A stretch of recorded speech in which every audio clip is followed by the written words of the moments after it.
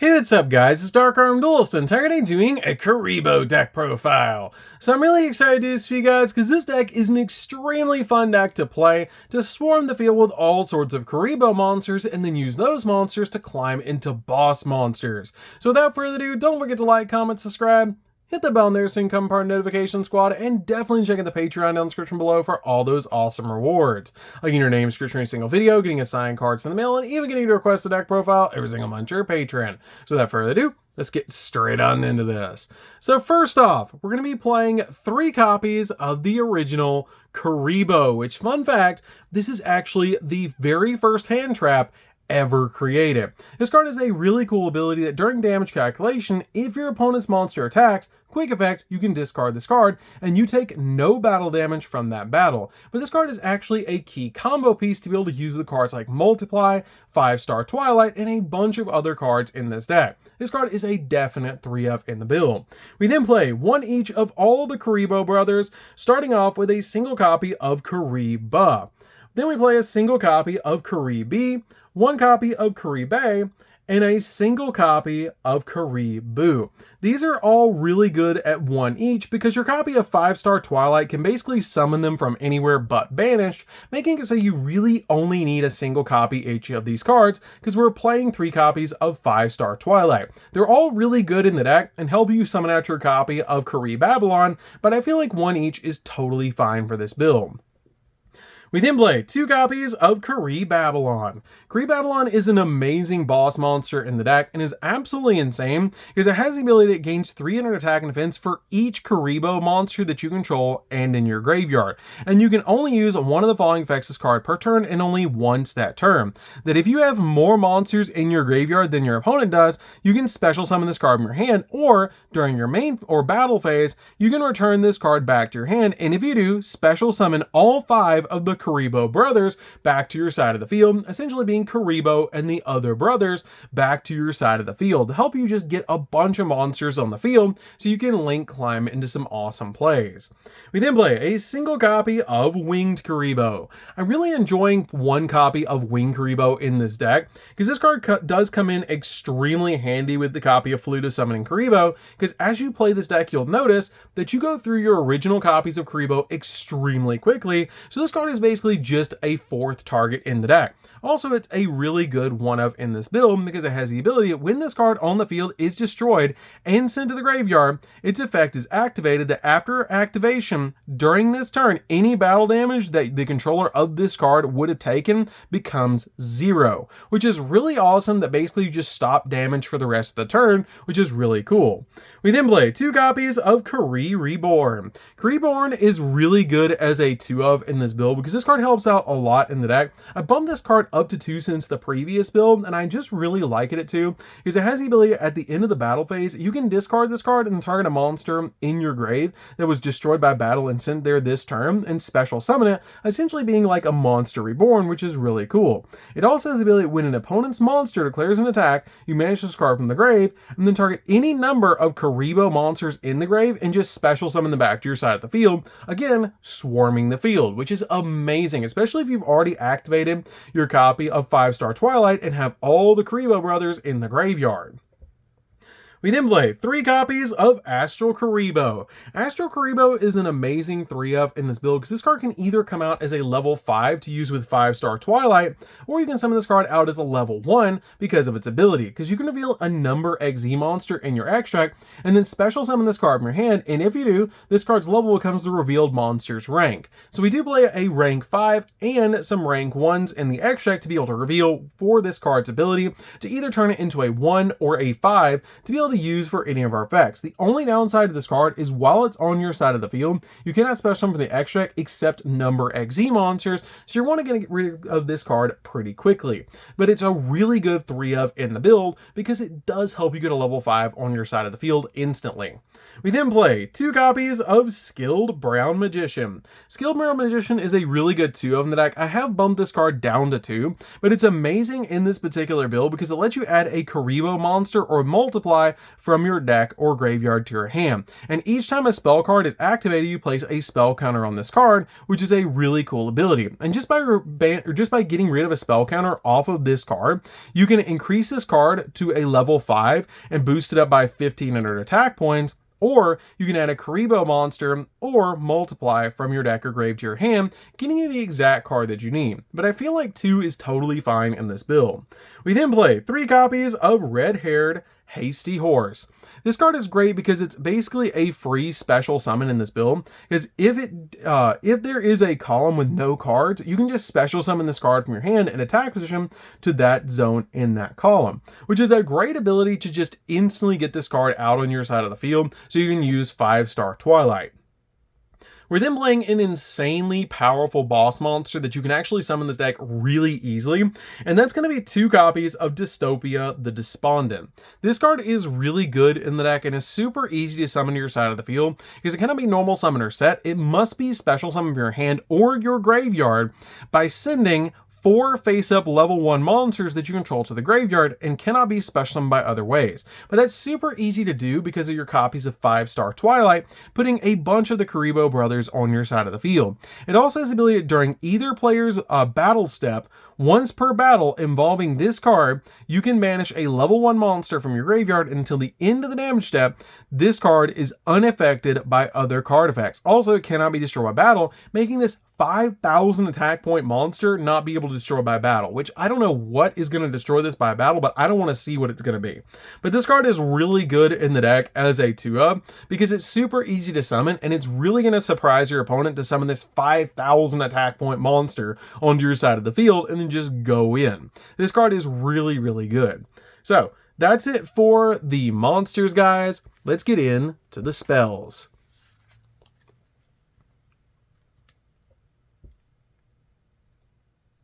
So for the spells, we're going to start with a single copy of Upstart Goblin. Upstart Goblin is really good in this deck just to make sure that you're going to go through your deck a little bit faster. Plus, a 39 card deck with this card is just really, really good because it basically turns a 40 card deck into a 39 card deck because if you draw this card, you're just going to basically have a free draw, which is really cool. We then play a single copy of Foolish Burial. Foolish Burial is really good to send your copy of Kuriboh Reborn from your deck to the graveyard so you can get its Swarm ability. We then play a single copy of Monster Reborn. Monster Reborn is great in this deck as a 1-of just to help you swarm the field with all sorts of monsters. We then play a single copy of Called by the Grave. Called by the Grave is just really good because we want to make sure cards like our Flute of Summoning Kuriboh, Multiply, and 5-star Twilight don't get hand trapped. And this card is really good at protecting those plays. We then play a single copy of Instant Fusion. Instant Fusion is really good because it's basically like an additional copy of your Called by the Grave because you can actually summon out a really cool card, Millennium Eyes Restrict, which is actually going to eat hand traps, which is why we play this card as a 1-of in the deck. It helps out a lot in this build to be able to use it that way, and it's just really good because you basically have 2 copies of Called by the Grave. We then play a single copy of 1-for-1. 1-for-1 is great in this deck as a 1-of because this card helps you special summon out a level 1 monster from your deck by sending a monster from your hand to the grave, which can be really helpful if you don't have a copy of Kuriboh, but you have a Kuriboh brother and a copy of one of your other cards like Multiply, because you can just bring back one of your Kuriboh brothers from the graveyard off of 5-star Twilight anyways, so basically it turns into a free special summon of a Kuriboh, so you can use Multiply to turn it into 5 different tokens, which is really good to help you link climb. We then play 3 copies of the Flute of Summoning Kuriboh. This card is basically like E-Telly for Kuriboh because it lets you take a Kuriboh or a Winged Kuriboh from your deck and either add it to your hand or special summon it, which we're always going to special summon it. You never add it to your hand, you always just E-Telly it out to your side of the field so you can swarm the field with more cards. We then play 3 copies of Multiply. This is one of the powerhouse cards of the deck because you tribute a face-up Kuriboh to special summon as many Kuriboh tokens as possible to your side of the field that are Fiend, Dark, level 1, 300 attack, 200 defense as possible, and defense summon, but they cannot be tributed for a tribute summon, which is fine. We're always going to use them to link summon into some really powerful cards out of our extra deck, and that's amazing how powerful this card is in this build. We then play 3 copies of 5-star Twilight. 5-Star Twilight is an amazing card and is also one of the powerhouse cards of the deck. These cards are basically the two cards that you always want to see in your hand with a copy of Kuriboh or level 5 monster, because your copy of 5-Star Twilight has the ability that if the only monster you control is one level 5 monster, which is going to be your copy of Astral Kuriboh or Red-Haired Hasty Horse, you can tribute that monster to special summon out all 5 of the Kuriboh brothers from your hand, deck, and or graveyard. But they cannot be tributed for a tribute summon, but that's totally fine, because you can turn them into Kuriboh and then turn Kuriboh back into them to be able to basically search Kuriboh and have 5 monsters on the field to link climb or to go into all sorts of different cool plays. This card is a definite 3 of in the build. We then play 3 copies of Allure of Darkness. We play a lot of different dark monsters in the deck, and this card just helps us dig into the deck to get the exact cards that we need, like 5-Star Twilight, Multiplied Dystopia, our copies of Flute of Summoning Kuriboh, a level 5 monster. This card just helps out so much just to dig into the deck to get the exact card that you need to go in for your plays. So that's it for the main deck, guys. Let's get into the extra deck.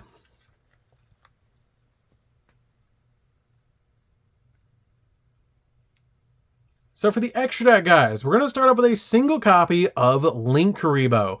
Link Kuriboh is really good as a 1-of in the build, because this card can actually come back over and over again, because you just have to tribute a monster on your side of the field to special summon this card from your graveyard, and also protects you from attacks.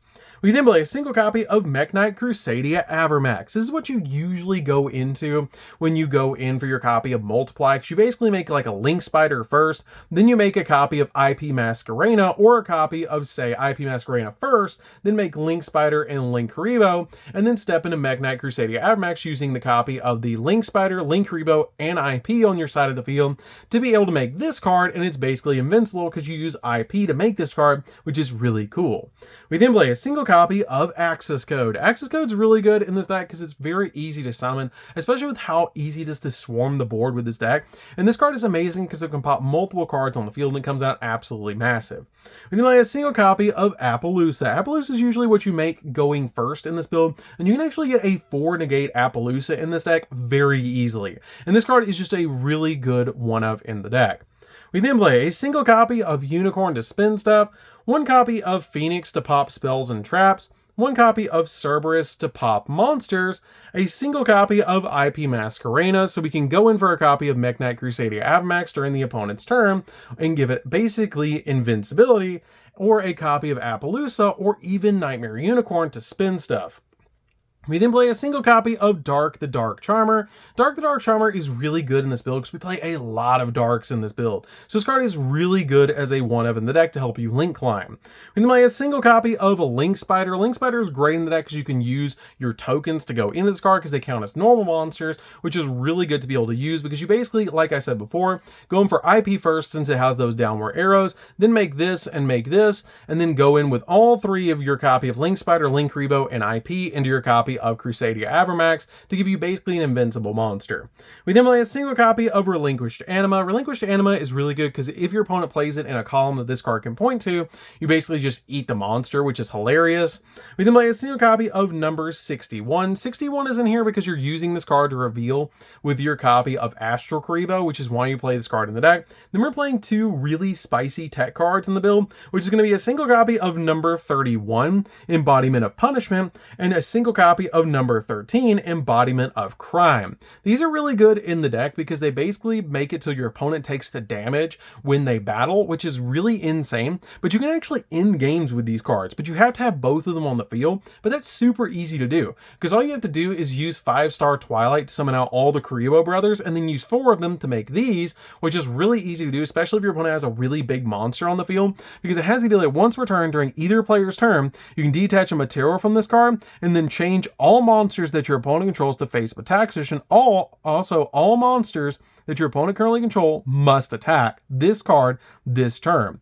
And if able, and when you control a number 31, basically the opposite one, when you control both of them on your side of the field, they both gain these abilities that this card cannot be destroyed by battle by card effect when it has an XZ material, and your opponent takes any battle damage you would have taken from battles involving this card, basically OTKing themselves, which is funny.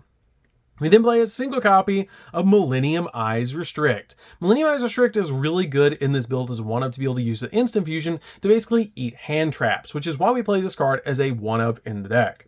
So that's it for the extra deck, guys. We do have one more section for this profile to make sure that you guys have them. So make sure as you're playing this deck, it's very important that you do have tokens, because as you play this build, you're going to be using your copies of your multiply.